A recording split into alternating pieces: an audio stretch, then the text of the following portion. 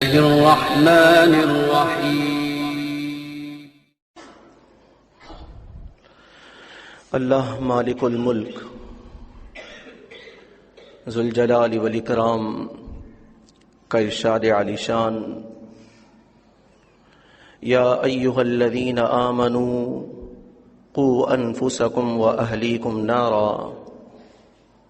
وقودها الناس والحجارۃ علیہا ملائکۃ غلاظ شداد لا یعصون اللہ ما امرہم وَيَفْعَلُونَ مَا يُؤْمَرُونَ۔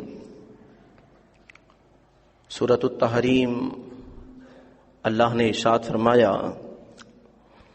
اے ایمان والوں، اپنے آپ کو اور اپنے اہل و عیال کو دوزخ کی آگ سے بچاؤ۔ وہ دوزخ جس کا ایندھن انسان اور پتھر ہیں، اور اس پر ایسے سخت ترین تندخو فرشتے مقرر ہیں،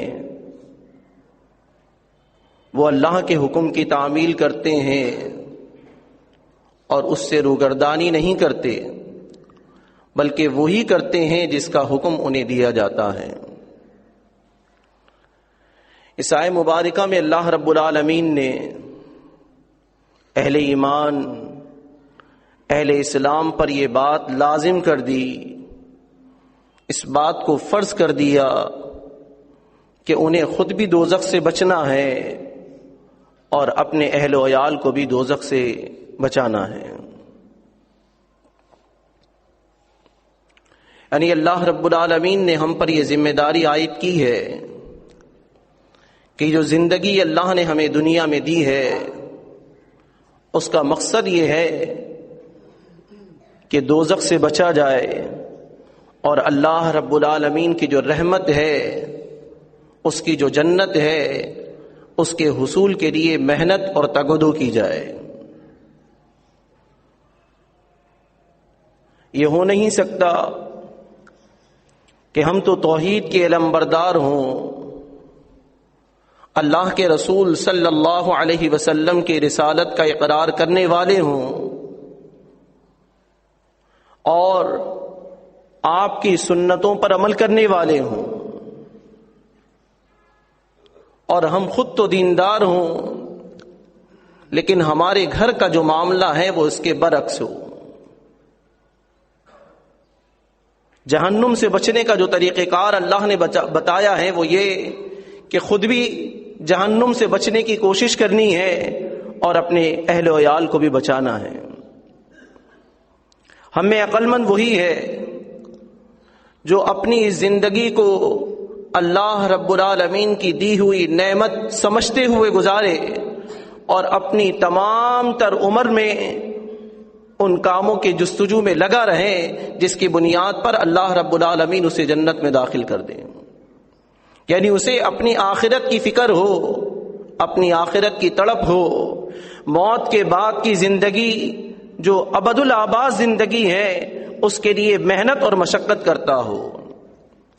یہی وجہ ہے کہ اللہ رب العالمین نے سورہ حشر میں ایمان والوں سے ارشاد فرمایا، یا ایھا الذین آمنوا اتقوا اللہ، اے ایمان والوں اللہ سے ڈرو، ولتنظر نفس ما قدمت لغد واتقوا اللہ ان اللہ خبیر بما تعملون، اور تم میں سے ہر نفس یہ سوچ رکھے کہ اس نے اپنے کل کے لیے یعنی آخرت کے دن کے لیے کون سی تیاری کر رکھی ہے، اور اللہ سے ڈرتے رہو، بے شک اللہ تمہارے تمام اعمال سے باخبر ہے۔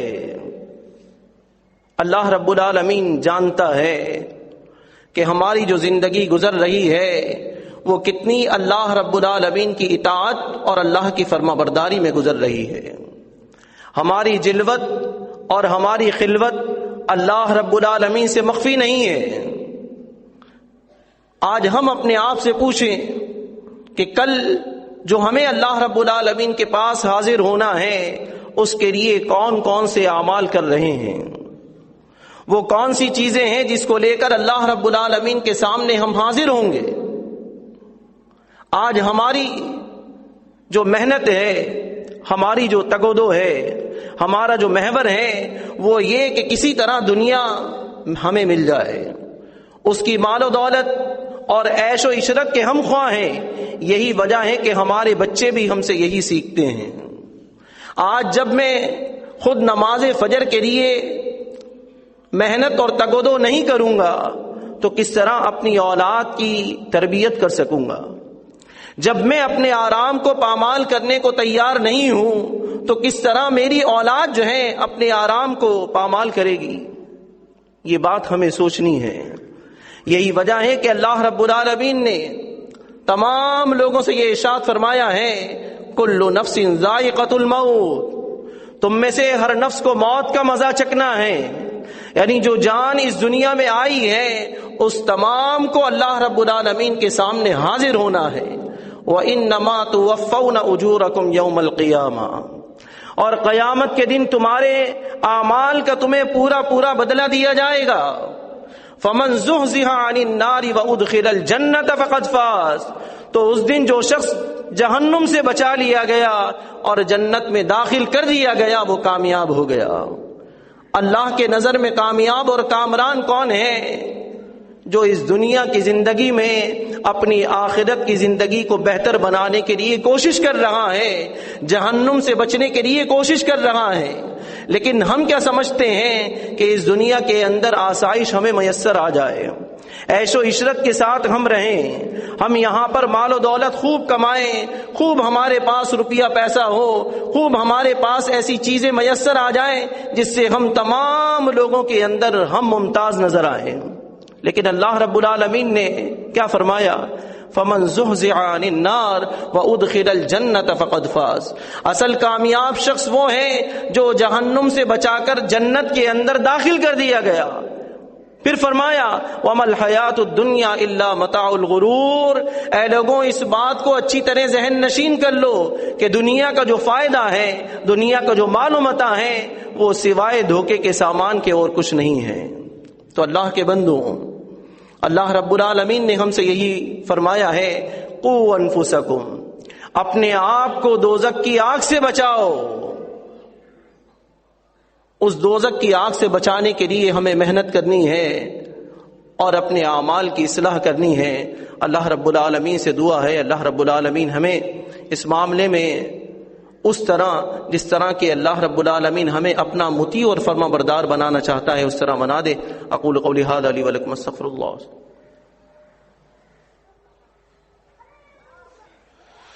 الحمد للہ ان الحمد للہ نحمده ونستعینه ونستغفره ونعوذ بالله من شرور انفسنا ومن سیئات اعمالنا، من يهده الله فلا مضل له ومن يضلله فلا هادي له، وأشهد أن لا إله إلا الله وحده لا شريك له، وأشهد أن محمدا عبده ورسوله۔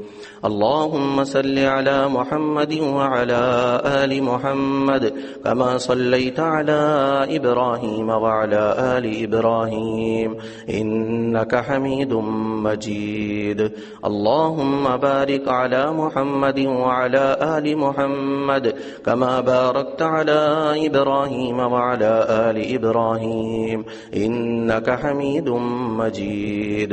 أما بعد فإن خير الحديث كتاب الله، وخير الهدي هدي محمد صلى الله عليه وسلم، وشر الأمور محدثاتها، وكل محدثة بدعة، وكل بدعة ضلالة، وكل ضلالة في النار۔ آج ہم جس ڈگر پہ چل رہے ہیں ہم بڑے اطمینان کے ساتھ اپنی زندگی بسر کر رہے ہیں اور دینی معاملے میں یہ سمجھتے ہیں کہ بس اب ہمیں کچھ اور کرنے کی ضرورت نہیں ہے۔ لیکن صحابہ کرام رضوان اللہ علیہم اجمعین کو دیکھتے ہیں کہ وہ بار بار اپنی جانچ کیا کرتے تھے کہ کہیں ایسا نہ ہو کہ اللہ رب العالمین ہم سے ناراض ہو جائے۔ یہی وجہ ہے صحیح مسلم میں ہے حضرت حنظلہ اسیدی رضی اللہ تعالیٰ عنہ اللہ کے رسول صلی اللہ علیہ وسلم کی محفل میں ہیں اور آپ نے جنت اور دوزخ کا ذکر فرمایا. اس کے بعد جب وہ اپنے گھر میں گئے، اپنے اہل و عیال میں، اپنے کاروبار میں، تو انہوں نے یہ محسوس کیا کہ جو کیفیت محمد الرسول اللہ صلی اللہ علیہ وسلم کی محفل کی تھی وہ کیفیت مجھ سے جا رہی ہے. وہ کہنے لگے نافق حنظلہ، نافق حنظلہ، حنظلہ منافق ہو گیا، حنظلہ منافق ہو گیا. حضرت ابوبکر صدیق رضی اللہ تعالیٰ عنہ ملے اور انہوں نے کہا اے حنظلہ تم کیا کہتے ہو؟ انہوں نے کہا کہ جب ہم اللہ کے رسول صلی اللہ علیہ وسلم کے محفل میں ہوتے ہیں اور آپ جنت اور دوزخ کا ذکر کرتے ہیں گویا کہ وہ ہمارے سامنے محسوس ہوتے ہیں، لیکن جب ہم یہاں سے جاتے ہیں اپنے بیوی بچوں میں، اپنے گھر بار میں، اپنے کاروبار میں، تو وہ کیفیت ہم سے چلی جاتی ہے. قربان جائیے ابو بکر صدیق رضی اللہ تعالیٰ عنہ کہتے ہیں حنظلہ یہ حالت تو ہماری بھی ہوتی ہے. دونوں اللہ کے رسول صلی اللہ علیہ وسلم کے محفل کی طرف جاتے ہیں اور آپ سے اس معاملے کو گوش گزار کرتے ہیں. اللہ کے رسول صلی اللہ علیہ وسلم جب یہ ماجرا سنتے ہیں تو یہ فرماتے ہیں اے حنظلہ اگر یہ کیفیت جو کیفیت میری محفل میں تمہاری ہوتی ہے تو فرشتے تم سے تمہارے راستوں پر، تمہارے بستروں پر تم سے ملاقات کریں. اے حنظلہ ایمان کی کیفیت کبھی ایسی ہوتی ہے اور کبھی ایسی ہوتی ہے. بات کیا ہے کہ فکر ہے. کیوں؟ اللہ رب العالمین نے ارشاد فرمایا قوا انفسکم، اپنے آپ کو دوزخ کی آگ سے بچانا ہے. یہ فکر دامن گیر ہے، یہی وجہ ہے کہ کبھی بھی ان کے پایہ استقلال میں کوئی لغزش نہیں آتی. آج ہم اپنے آپ سے پوچھیں کہ ہمارے اعمال کا کیا حال ہے، خصوصاً ہماری نمازوں کا کیا حال ہے. یہی وجہ ہے اللہ کے رسول صلی اللہ علیہ وسلم نے ارشاد فرمایا، صحیح بخاری میں ہے، الا کلکم راع وکلکم مسئول عن رعیتہ، خبردار ہو جاؤ تم میں سے ہر شخص نگراں ہے اور ہر ایک سے اس کی رعیت کے متعلق سوال کیا جائے گا. والامام الذی علی الناس راع وهو مسئول عن رعیتہ، امام یا حکمران جو ہے لوگوں پر امیر ہے، اس سے اس کے رعایا کے متعلق سوال کیا جائے گا. والرجل راع علی اہل بیتہ وهو مسئول عن رعیتہ، اور اسی طرح آدمی جو ہے اپنے گھر والوں پر نگران ہے، اس سے اس کے گھر والوں کے متعلق سوال کیا جائے گا. اسی طرح ایک عورت اپنے بچوں پر اور شوہر کے گھر پر نگران ہے، اس سے اس کے متعلق پوچھا جائے گا. اسی طرح ایک غلام جو ہے وہ اپنے آقا کے مال پر نگران ہے، اس سے اس کے بارے میں پوچھا جائے گا. پھر آپ نے یہ فرمایا الا کلکم راع وکلکم مسئول عن رعیتہ، خبردار ہو جاؤ تم میں سے ہر شخص نگران ہے اور ہر ایک سے اس کی رعایا کے متعلق باز پرس کی جائے گی. یعنی اگر وہ امیر ہے تو اس سے اس کی رعایا کے متعلق، اگر وہ شوہر ہے یا باپ ہے تو اس کے گھر کے متعلق اس سے پوچھا جا رہا ہے. ایک اگر بیوی ہے یا ماں ہے تو اس کے بچوں کے متعلق پوچھا جا رہا ہے. یعنی کسی کو بھی اللہ رب العالمین نے چھوٹ نہیں دی ہے. یہ تمام باتیں ہم سنتے ہیں، اس کے باوجود بھی ہمارے گھروں میں اور ہماری جو جگہیں ہیں، جو نمازوں کی جگہ ہیں، خصوصاً مساجد اور جو جائے صلاۃ ہیں، وہاں پر ہماری حاضری جو ہے وہ نہ ہونے کے برابر نظر آتی ہے. اللہ کے بندوں، نماز کا معاملہ ایک ایسا ہے، ابو داؤد میں صحیح سند سے اللہ کے رسول صلی اللہ علیہ وسلم نے ارشاد فرمایا مروا اولادکم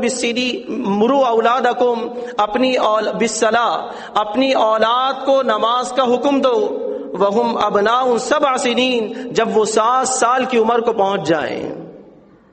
یعنی 7 سال کی عمر کو پہنچنے کے بعد انہیں نماز کا حکم دینا ہے، اور 7 سال سے لے کر 10 سال تک کا جو عرصہ ہے وہ ان کی تربیت کا عرصہ ہے. یہ جو تربیت کا جو عرصہ ہے، اس تربیت کے عرصے میں ہم کیا کرتے ہیں؟ اپنی اولاد کو اپنے سے جدا کر دیتے ہیں.